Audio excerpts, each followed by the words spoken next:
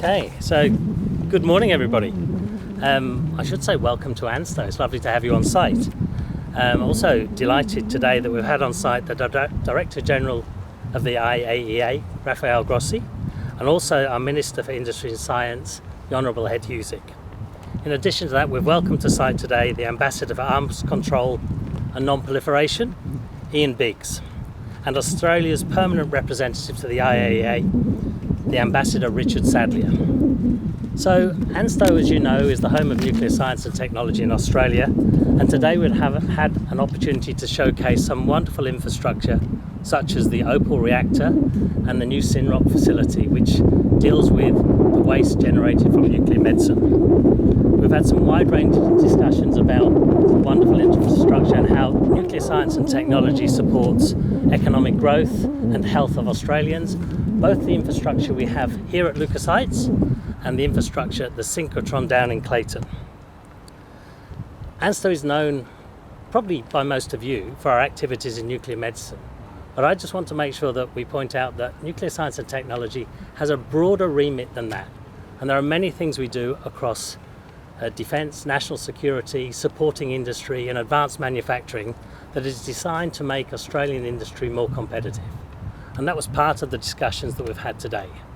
We're very fortunate to have on site the Director General and also our Minister. And I'd like to thank them for their time coming to see this facility and spending time with us here today. So what I might do is hand over to our Minister, the Honourable Ed Husic, and ask him to make a few comments. Thank you. Thank you so much, Sean, and to the Director General, welcome. Next year marks 70 years of ANSTO using or finding safe, practical, peaceful uses of nuclear technology for the good of this country and for various other countries in the globe. ANSTO itself leads on research, particularly around the environment, health, and the nuclear life cycle. It manufactures nuclear medicine. 80% of the nation's nuclear medicine comes out of ANSTO. It also helps manage research infrastructure, leading research infrastructure in this country. It works with business and industry.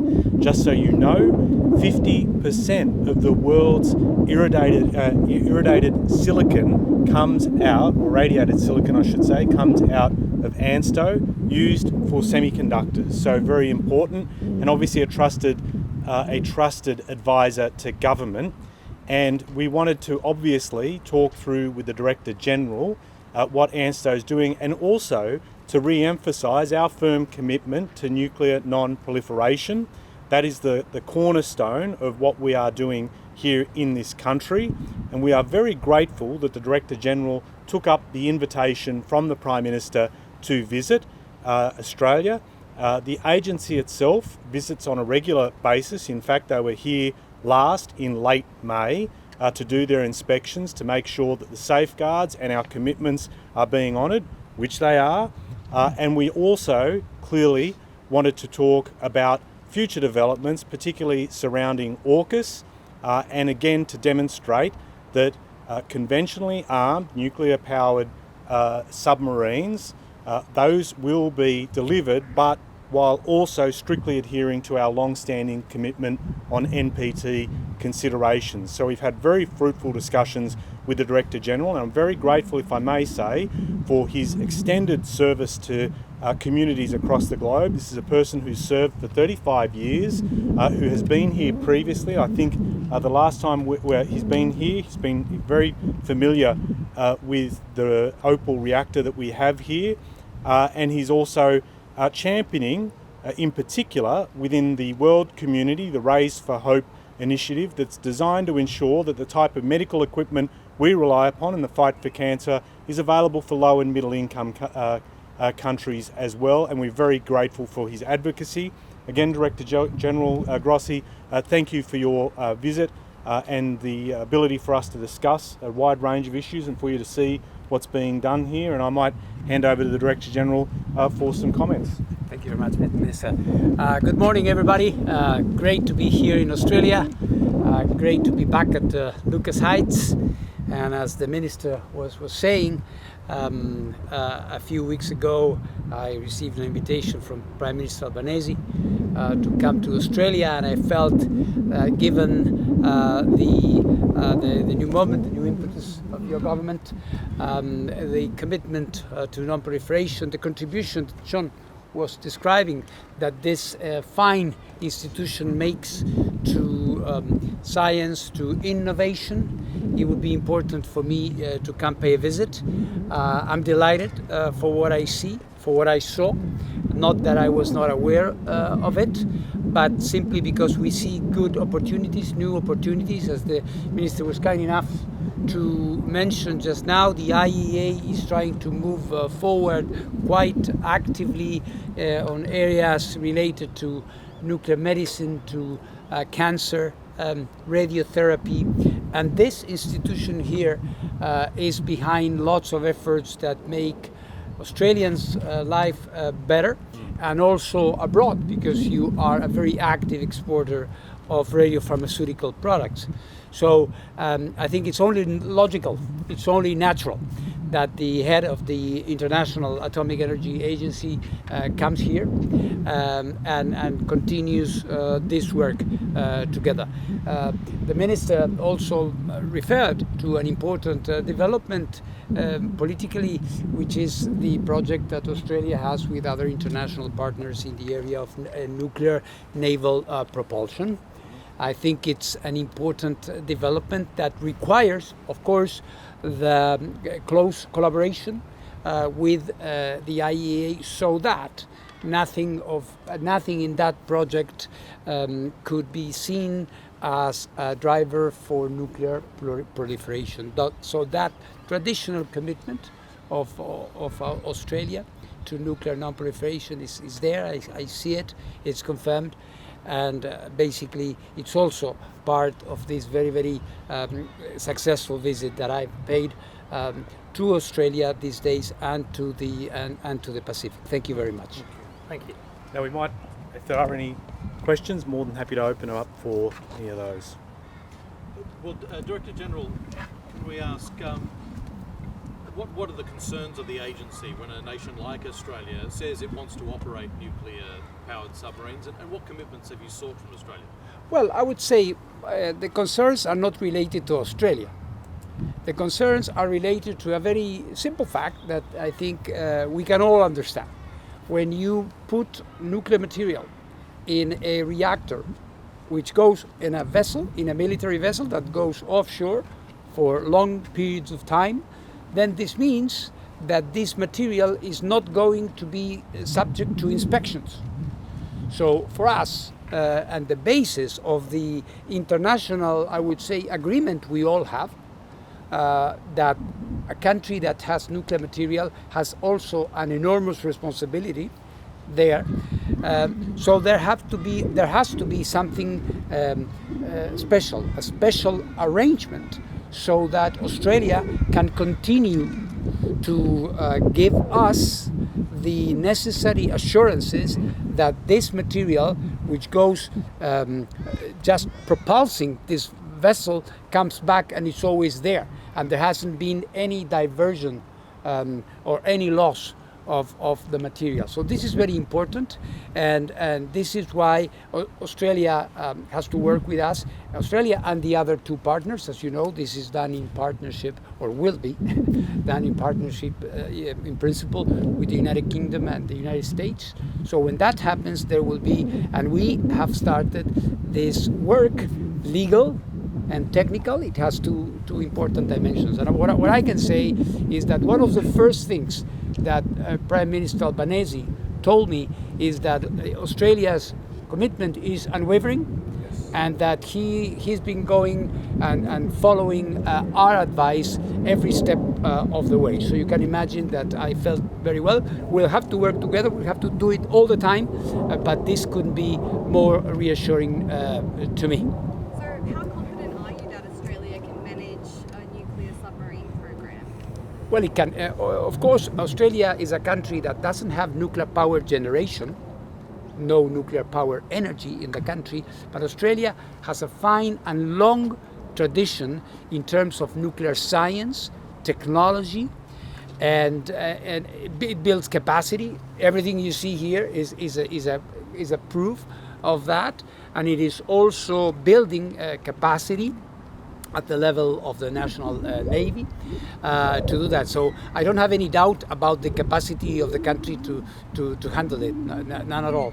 And what message will you take to the world on Australia's nuclear submarine ambitions? Will you try and ease concerns? Well, as Director General of the IAEA, I don't make judgments on political choices. The political choices are for Australians to make. All I do is to make sure that out of these political choices that the nation is making, there won't be any negative repercussion in terms of nuclear weapons, which has been one of the tenets of Australia's foreign policy for decades.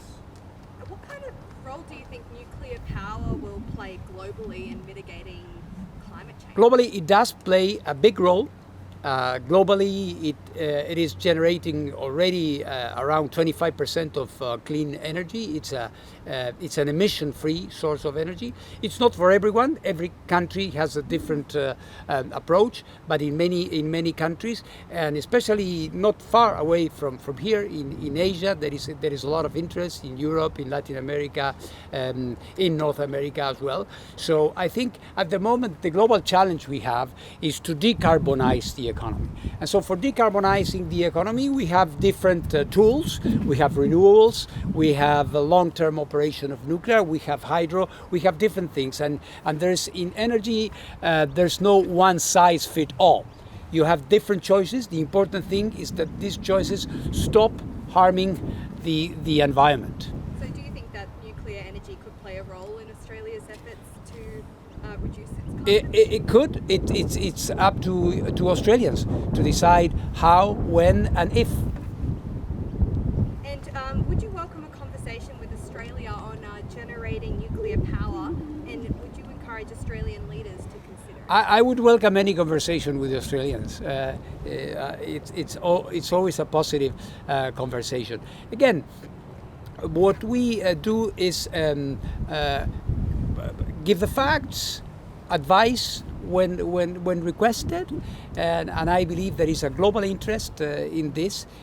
So I don't exclude that may happen, but as I understand it, it's not an option, an active option at the moment, but it's not a discussion that is absolutely foreclosed. So we will see. Thank you. Minister, if we can ask a recent, I think the Lowy Institute poll said for the first time since they've been asking Australians about nuclear power, 52% said that they would be interested in perhaps removing the ban on nuclear power. Is it time for that debate as we are talking about energy options into the future? Well, I guess a number of things. First, today's visit is about being able to showcase Australian smarts in nuclear science. We have very smart people over 70 years who've contributed to improving the well-being not just of Australians but others. And so we're all about the safe, practical and peaceful application, and that's very important. And the other thing I just wanted to touch on as well, our commitment as the Director General has picked up from the Prime Minister to nuclear non-proliferation is rock solid, but we have also extended to the agency to reinforce that commitment. If they have any issues or advice, we will obviously take that on board in terms of within the context of AUKUS. On the issue of nuclear power, let me say this has not really been the big focus for today, though I understand there'll be people in the community and in political spaces that will want to talk about it, some of which haven't been talking about it during their time where they could have done something about it, notably the coalition, without getting too political here. What we have said as a government is we believe, as the Director General said, decarbonisation, big priority, reducing emissions, equally obviously hand in hand with that, finding alternative, cheaper, quick ways to generate power is really important, and that's what our big focus has been. We have a plan in terms of the Powering Australia plan to be able to meet 43% reductions by 2030 and obviously net zero by 2050. That's our big focus is on finding new ways of generating power very quickly and very efficiently and very cleanly. So that might be renewables, it might be hydrogen as well. The other thing too is on storage will play a big part as well. So energy storage systems, and we've said we want to, as a government, manufacture storage, notably batteries, onshore and do that. So we're very fixed there. And so when you've got that big agenda, I might say there will be people that might advocate for nuclear, but they need to be able to demonstrate how quickly can we get that online relative to what we've got at the moment in the pipeline of new generation, and also meeting those challenges and also getting community buy-in for that as well, which I think's a big issue. Now, all the time that would be taken to meet that versus the time to be able to get new forms of energy, renewable energy, cleaner energy sources in, we think that challenge is there. We've got to meet that real quick.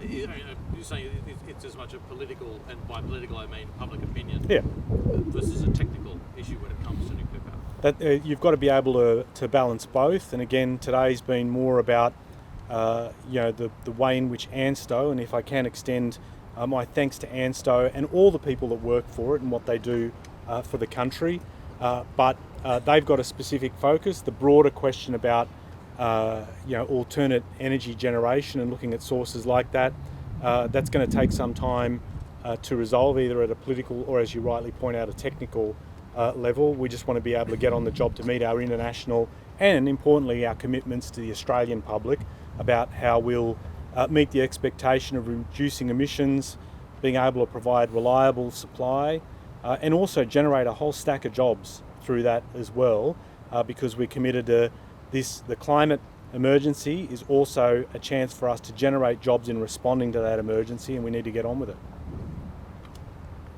Okay, thanks everyone for your time here. Thank you. All right, thank you.